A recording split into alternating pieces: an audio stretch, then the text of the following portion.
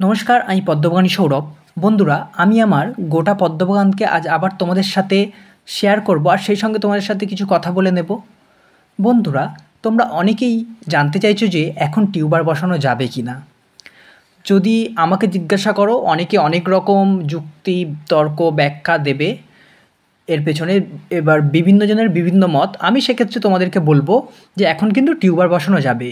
অবশ্যই কিছু ভ্যারাইটিতে কিন্তু ফুল পাওয়া যাবে এখনও টিউবার বসানোর পরে। এবং শীতকালে ডরমেন্সি গাছ যায় ঠিকই, কিন্তু অনেক ভ্যারাইটি কিন্তু শেষ অবধিও কিন্তু ফুল দিয়ে যায়। যেমন এই শাপলাগুলো কিন্তু শীতকালেও ফুল দেয়, যেমন এটা হচ্ছে টিনা, গ্যালাক্সি, এরা কিন্তু শীতকালেও ফুল দেয়। আবার কিছু ভ্যারাইটির পদ্মও কিন্তু শীতকালে গিয়ে ফুল দেয়। তাই এমন নয় যে গাছ বসালে গাছটা তোমার মরে যাবে বা গাছটা হবে না, গাছ অবশ্যই হবে। যদিও কোনো ভ্যারাইটিতে যদি না গাছ হয়, সেক্ষেত্রেও কিন্তু সে টিউবার দেবে, তোমরা ফেব্রুয়ারিতে বা জানুয়ারির শেষে গিয়ে আবার রিপোর্টিং করে দাও, আবার গাছ হয়ে আবার ফুল ফুটবে। তাই এটা নিয়ে ভয় পাওয়ার দরকার নেই যে এখন টিউবার বসানো যাবে না।